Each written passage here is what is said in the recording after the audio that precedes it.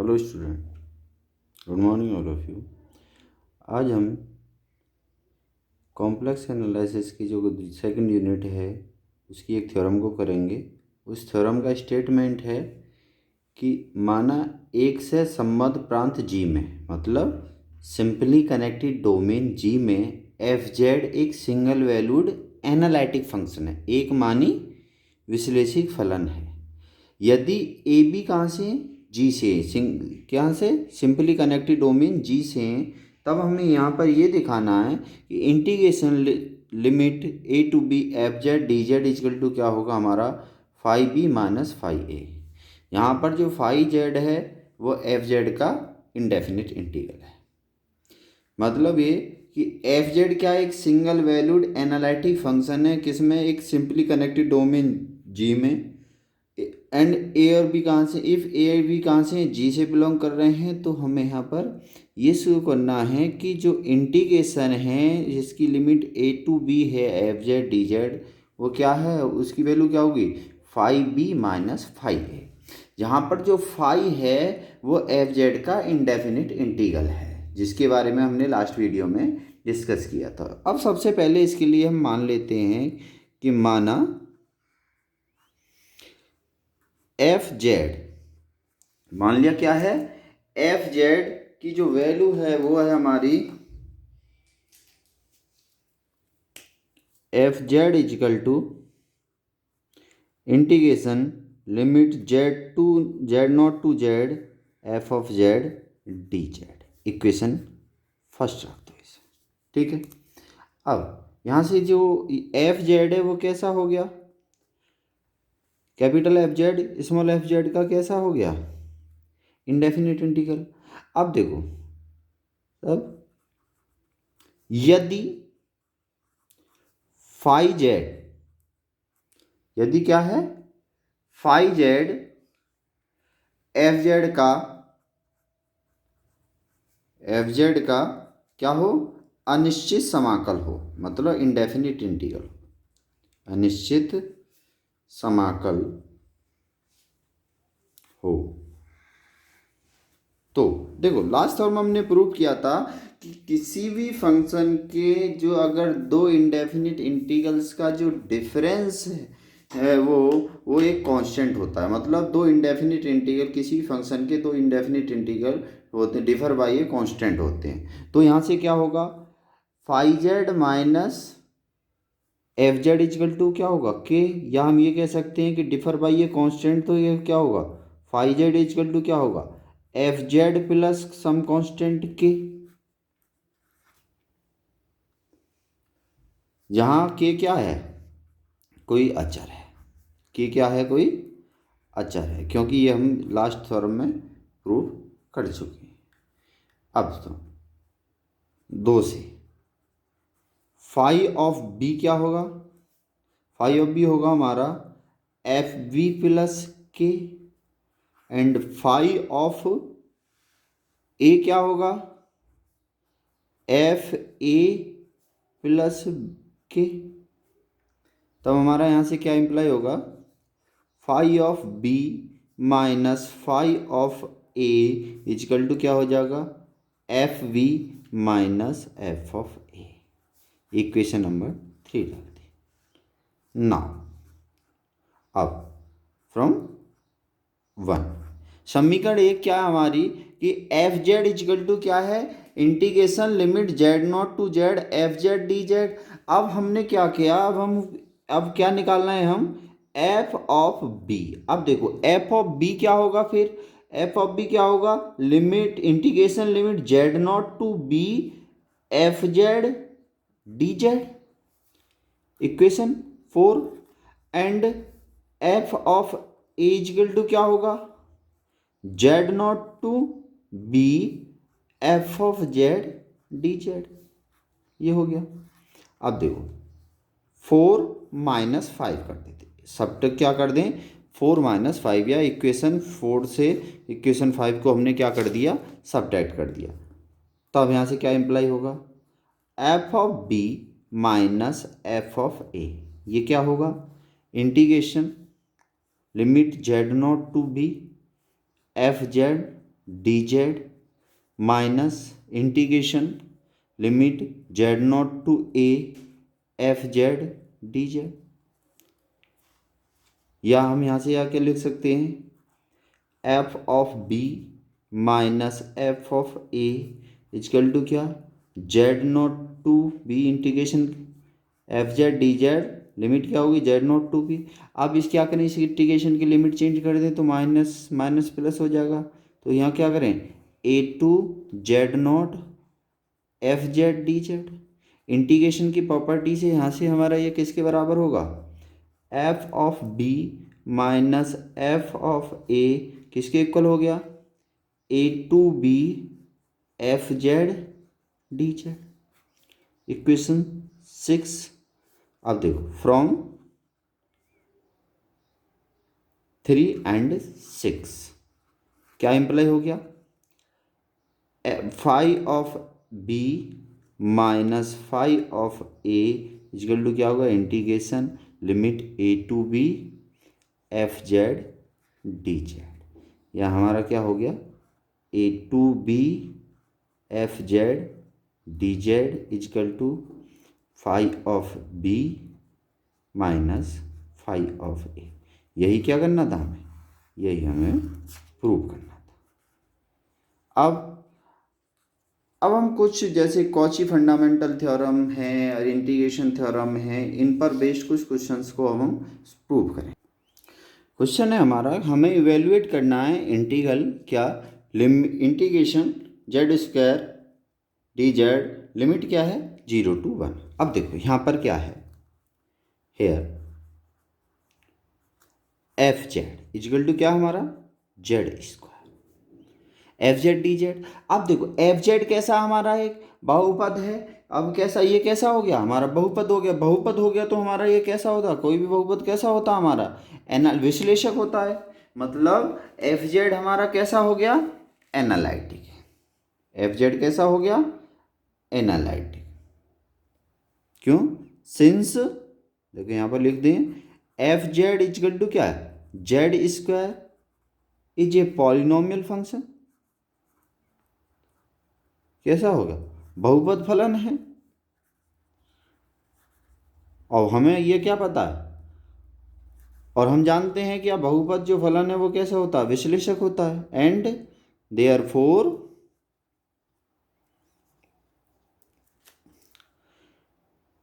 F Z equal to Z square is analytic for all Z belongs to complex number C. अब यहाँ से देखो F Z हमारा क्या हो गया कॉम्प्लेक्स नंबर सी में कैसा हो गया एनालिटिक हो गया। सी कैसा हमारा सिंपली कनेक्टेड डोमेन है। अब सी जब हमारा सिंपली कनेक्टेड डोमेन है तो यहाँ से क्या हो गया सिंपली कनेक्टेड डोमेन में एफ जेड हमारा एनालिटिक है।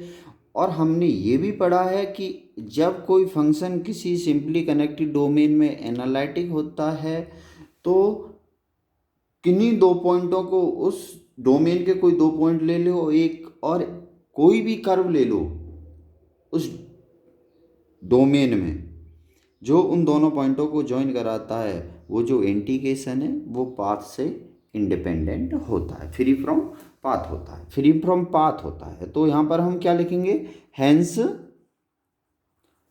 It's integral between the given points कौन कौन से इज पाथ इंडिपेंडेंट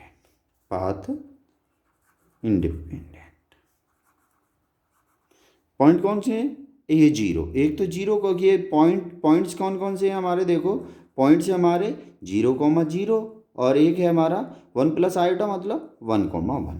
अब पाथ से इंडिपेंडेंट, अब हम क्या करें, अब हम अपना उसमें प्लेन में आ जाते हैं। अब देखो ये ऑरिजिन 0,0 हो गया, ये कैसा पॉइंट हो गया 0,0, ये पॉइंट है कोई हमारा क्या 1,1। हमें पता है कि पाथ से फ्री फ्रॉम पाथ होता है तो यहाँ तो स्ट्रेट लाइन के अलोंग चले जाएं, तब इस पर इंटीग्रेशन की जो वैल्यू होगी वो बराबर होगी या इसके वैल्यू। तो हम क्या पाथ चूज करें कि हम चूज करें हमें बी जी और ओ से बी तक जाना है, तो हम क्या करें, एक्स एक्सिस पर ओ ए की तरफ चले और ओ ए से फिर बी की तरफ चले। तो हम यहाँ पर ये क्या बात करेंगे कि जो इंटीग्रेशन है 0 to 1 plus iota Z square D Z, हमारा फिर किसके हो जाएगा, along O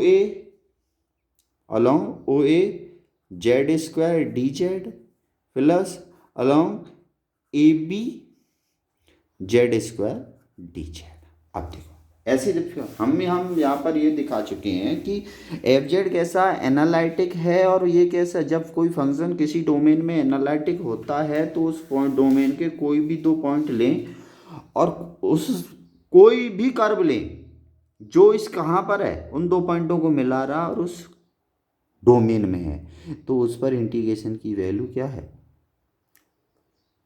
free from path होगी। मतलब इंटीग्रेशन है बिटवीन टू पॉइंट्स, क्या होगा, एच इंडिपेंडेंट ऑफ पाथ होगा। एच पाथ इंडिपेंडेंट या इंडिपेंडेंट, मतलब यहाँ तो या तो इस टाइप से जाएं इस स्ट्रेट लाइंस पर, ओ से ए पर जाएं, ए से फिर बी पर जाएं, इस पर इंटीग्रेशन निकालें 0 to Z square D z का, या सीधा ओ से इधर ऐसे चले जाएं या निकालें फिर, या ऐसे चले जाएं ये निकालें, या ऐसे जाएं, किसी भी पाथ से जाएं, हमारा जो फंक्शन है उसकी जो वैल्यू है वो कैसी होगी, पाथ से इंडिपेंडेंट होगी, मतलब सेम वैल्यू आएगी। अब देखो यहाँ पर हम ये चेक भी कर सकते हैं कि अगर हम यहाँ पर इस हिसाब से जाएं, कैसे, अगर यहाँ पर क्या ये कोई पॉइंट सी है, सी क्या होगा 0, और हम ऐसे भी जा सकते हैं। यहाँ पर इसी थ्योरम में हम इसको प्रूव कर लेंगे, इस पॉइंट को सी ले लें और सी से। अब देखो यहाँ पर कैसे, अब देखो अलोंग ओ ए के अलग हमें देखो यहाँ पर y तो 0 हो गया, तो z इजकल टू क्या हो गया, x, और डी जेड इजकल टू क्या होगा फिर dx, और y इजकल टू क्या होगा, y इजकल टू 0। तब हमारा क्या रहेगा integration 0 to a Z square D Z क्या होगा फिर, 0 to a में जो लिमिट है वहाँ पर जब देखो 0 to a में यहाँ पर ये x के अलोंग चल रहा है, तो ये जो फंक्शन है वो क्या एक्स स्क्वायर डी एक्स हो गया, और जो x की लिमिट है वो कहाँ से कहाँ तक वेरी कर रही है 0 to 1, x very from x varies from 0 to 1। देखो y तो 0 है यहाँ पर, और x कहाँ 0 से 1 है, तो लिमिट क्या होगी 0 to 1 X square D x, इसका इंटीग्रेशन करेंगे क्या होगा x³/3, limit 0 to 1 that means 1/3। अब देखो अब हम क्या निकालें, अलोंग ए बी।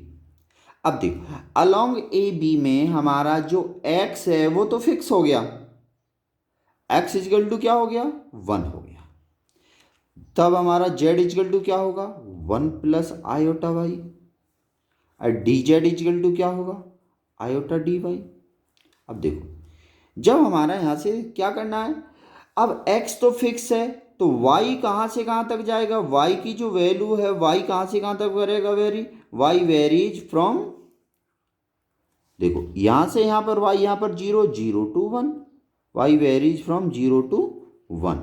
तब देखो देन इंटीग्रेशन क्या अलोंग ए बी के अलोंग इंटीग्रेशन किसका जेड स्क्वायर डी जेड का, ये क्या होगा, देखो लिमिट कहाँ से कहाँ तक जा रही है, y की है 0 to 1, x फिक्स है, जेड स्क्वायर क्या होगा 1 प्लस आयोटा वाई का होल स्क्वायर और इंटू आयोटा डी वाई। इसकी जो वैल्यू है वो क्या होगी, देखो इंटीग्रेशन 0 to 1 क्या होगा 1 minus Y square plus 2 iota Y into iota D Y. या इसको हम क्या कर सकते हैं फिर, integration 0 to 1 iota minus 2 Y minus iota Y square और डी वाई।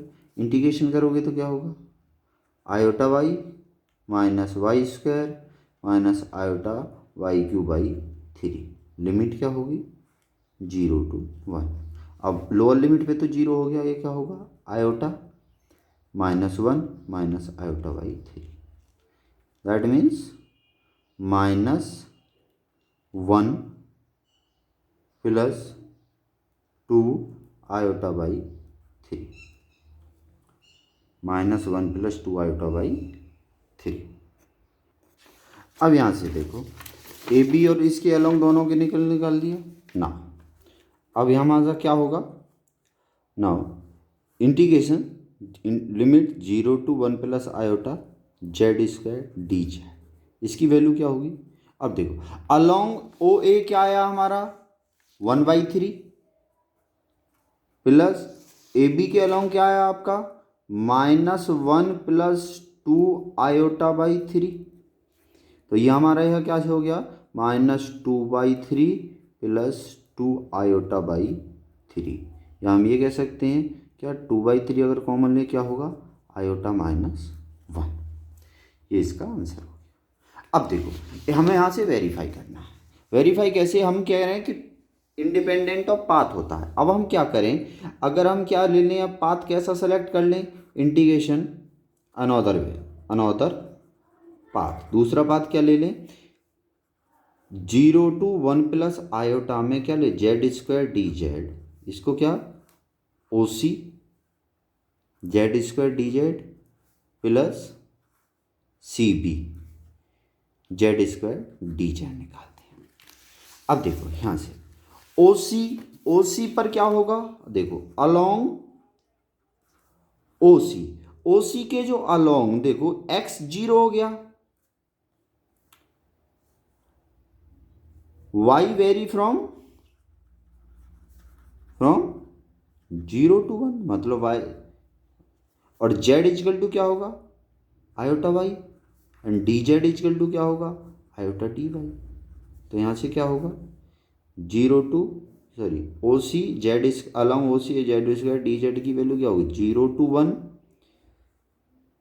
आयोटा वाई का square into iota D Y, iota Y square क्या होगा माइनस आयोटा ये वाई आयोटा स्क्वायर तो क्या हो गया हमारा -1 0 to 1 Y square D Y. अब यहाँ से क्या होगा iota Y cube by 3 limit 0 to 1 upper limit लगाओगे क्या होगा minus iota by 3 along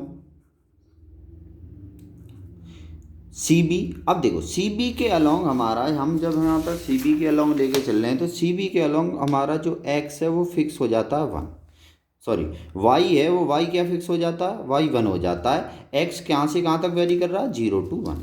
along C B में हमारा क्या हो जाएगा y equal to 1 x varies from 0 to 1, z equal to क्या हो जाएगा x प्लस आयोटा और डी जेड इजकल टू क्या हो जाएगा डी एक्स। तो यहाँ से क्या होगा along C B Z square D Z की जो वैल्यू वो क्या होगी integration 0 to 1 x plus iota का whole square into D X 0 to 1 X square -1 plus 2 iota X D X. अब यहाँ से इसका इंटीग्रेशन क्या होगा X cube by 3 minus X plus iota X square और लिमिट क्या है 0 to 1, लिमिट लगाओगे 1/3 -1 प्लस आयोटा या ये कहें -2/3 प्लस आयोटा। अब देखो ना क्या निकाला 0 to 1 plus iota Z square D Z, ये क्या हो गया हमारा ओ सी के अलोंग हमारा इंटीग्रेशन क्या था -आयोटा/3, सी बी के -2/3 प्लस आयोटा, तो ये हमारा कितना हो गया -2/3 प्लस 2/3 आयोटा। मतलब हमने यहाँ से ये प्रूव कर दिया कि जो इंटीग्रेशन के अलोंग किसी भी पाथ के अलोंग हमने इंटीग्रेशन जो लिया था वो क्या हो गया सेम आ रहा, मतलब इंटीग्रेशन क्या हो गया फ्री फ्रॉम पाथ हो गया। नेक्स्ट क्वेश्चन है हमारा, हमें इवेल्युएट करना है integration along C z by d z from z कहाँ से 0 टू जेड इजकल टू क्या 4 + 2 iota along the curve C given by. अब देखो ए क्या हमारा t² + आयोटा टी पहले पार्ट। अब देखो चूंकि हमें क्या दिया है, देखो देखो जो हम क्या पता है, चूंकि जेड इजकल टू क्या होता है x + आयोटा वाई, तो जेड बार इजकल टू क्या होगा फिर x - आयोटा वाई इसका कॉन्जुगेट, और डी जेड इजकल टू क्या होगा dx + आयोटा dy, क्योंकि ये क्या पैरामेट्रिक फॉर्म में है, पैरामेट्रिक फॉर्म में है तो हाँ सर यहाँ से इस हिसाब से अब इसको चेंज कर लें, इसलिए जो integration z bar D z along C क्या होगा along C x - iota y dx + iota dy parametric form में है। अब देखो पहले पार्ट को करते हैं। अब देखो if on C z is equal to क्या हमारा t² + आयोटा टी। अब जब on C t² equal to iota t है, देन x इजकल टू क्या होगा हमारा t² होगा, और y इजकल टू क्या होगा t। अब x इजकल टू t² है, इसलिए dx इजकल टू क्या होगा 2t dt, और dy इजकल टू क्या होगा dt। एंड पॉइंट्स हैं कहाँ से कहाँ तक जा रहे हैं, पॉइंट्स करस्पॉन्डिंग कहाँ से z इजकल टू जब 0 है, z की जब वैल्यू 0 है तो, और एंड z इजकल टू क्या है 4 + 2 iota on C will be. अब देखो z 0 है तो t इजकल टू क्या होगा हमारा 0 होगा, एंड t इजकल टू क्या होगा हमारा 2 होगा। क्यों, क्योंकि t² इजकल टू 4 है और t इजकल टू क्या है हमारा t है, जब z इजकल टू क्या है 4 + 2 आएगा। अब देखो देयरफॉर फ्रॉम 1 क्या इंप्लाई होगा integration z bar D Z is equal to क्या होगा t की लिमिट 0 to 2 आएगी, t की जो लिमिट है क्या आएगी 0 से 2, x की वैल्यू क्या है हमारा t² - आयोटा टी, और dx की वैल्यू क्या होगी 2t dt + आयोटा dy क्या है dt।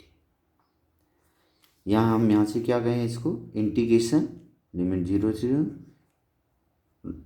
t² iota t to 2t + iota dt हो गया।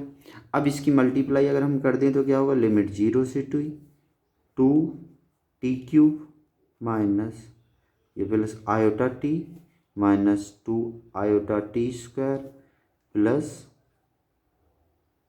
t और dt। इसको सिंप्लीफाई अब इसका इंटीग्रेशन करें तो 2t⁴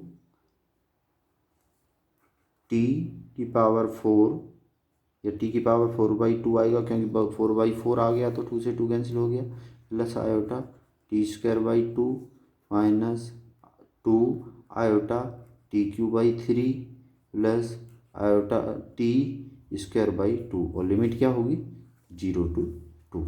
अब इसकी लिमिट लगाओ।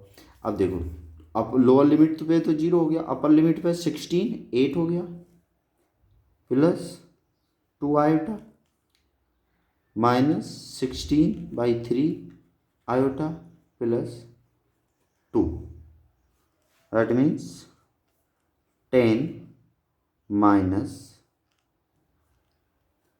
6 8/3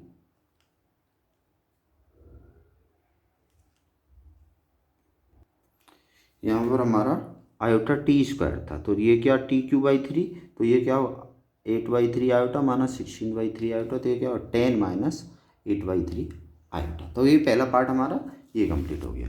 अब देखो इसके सेकंड पार्ट को हम कैसे करेंगे। सेकंड पार्ट में हमें क्या दे रखा है कि जो जेड है वो क्या है हमारा 0 to 2 आयोटा, और लाइन कहाँ से कहाँ तक दे रखी है, लाइन दे रखी है हमारी जेड इजकल टू 2 आयोटा। तो यहाँ से हमें क्या दे रखा है सेकंड पार्ट में बी में हेयर फ्रॉम क्या है z is equal to 0 to 2 iota.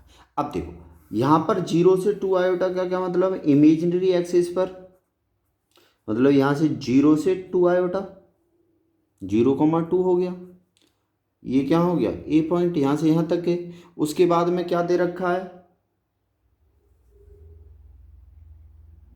And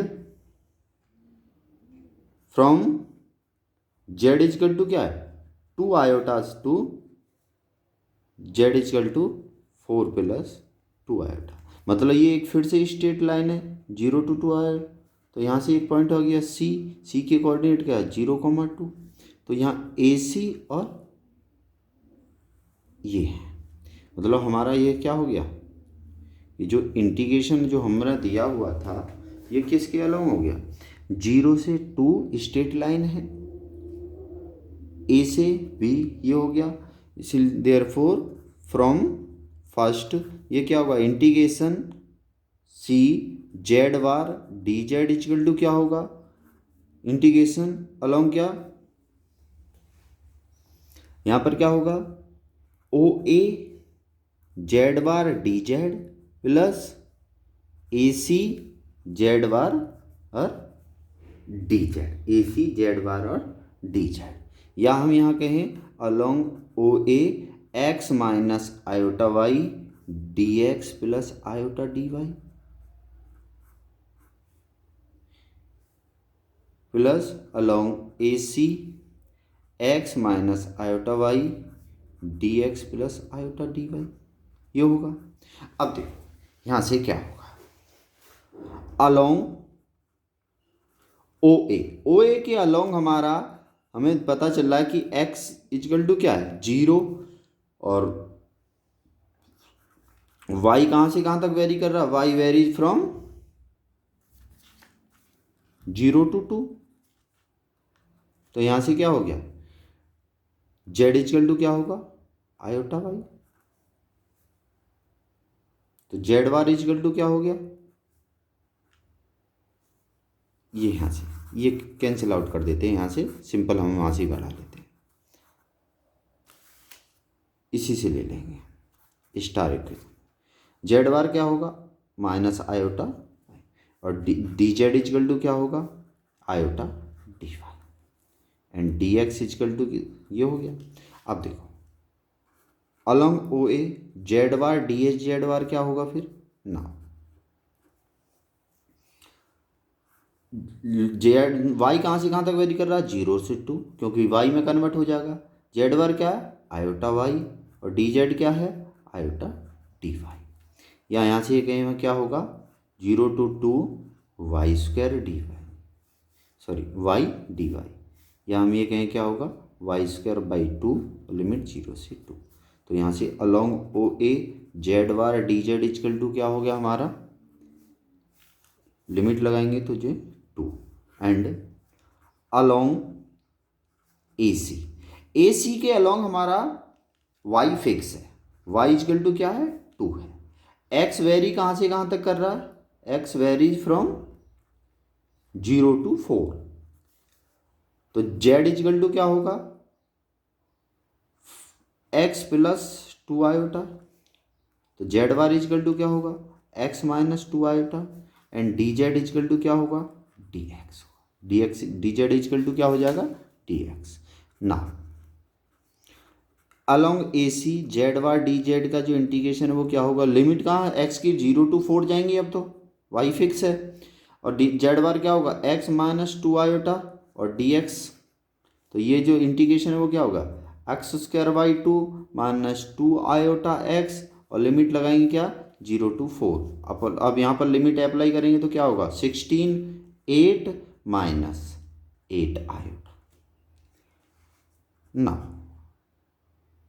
then C along C Z bar D Z integration z bar D Z along सी क्या होगा, अलोंग ओ ए इंटीग्रेशन क्या आ रहा है 2 plus along A C integration क्या है 8 minus iota 8 iota, that means 10 minus 8 iota, ये इसका क्या हो गया आंसर।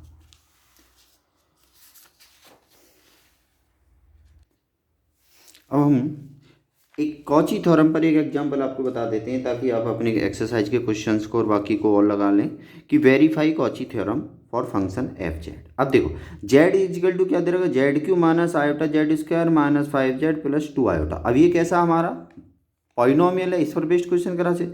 ये कैसा हमारा बहुपद है, बहुपद हमें पता है ये कैसा होता है, एनालिटिक होता है सी में। अब जब ये एनालिटिक होता है सी में तो कोई भी सर्किल लें उस पर फंक्शन इंटीग्रेशन की जो वैल्यू है वो क्या होगी, जीरो होगी। तो यहाँ से क्या हो जाएगा, इंटीग्रेशन को अब यहाँ पर यही शो करना कि वो क्या होगा, जीरो होगा। तो एफ जेड हमारा पॉलिनोमियल फंक्शन हो गया, it is analytic in the circle C defined by on C, हमने ये डिफाइन कर दिया। तो जेड देखो सर्किल है, सेंटर 1 है, रेडियस 2 है, तो z minus iota 1 equal to क्या 2 आयोटा थीटा लिख सकते हैं। थीटा की वैल्यू 0 से 2 पाई सर्किल में राउंड करेगी, तो डी जेड इजकल टू क्या हो गया 2 आयोटा ई की power iota theta D Z. अब इसकी जो वैल्यू है इसमें इंटीग्रेशन में जाके सब्सिट्यूट कर दोगे। जब इसमें सब्सिट्यूट करने के बाद में जो इसकी जो सिंप्लीफाई करने के बाद में जो इंटीग्रेशन की जो वैल्यू वो जीरो आएगी। अब इसी से हमारी कॉची थ्योरम क्या हो जाएगी, वेरीफाई। क्योंकि वेरीफाई कॉची थ्योरम के लिए यही है कि फंक्शन एफ जेड अगर किसी सिंपली कनेक्टेड डोमेन जी में कैसा एनालिटिक है तो उस पर उसमें एक क्लोज कंटूर सी लें तो एफ उसके अलोंग जो इसकी इंटीग्रेशन की जो वैल्यू है वो क्या हो जाएगी, जीरो हो जाएगी। वही हमें यहाँ पर शो करना था।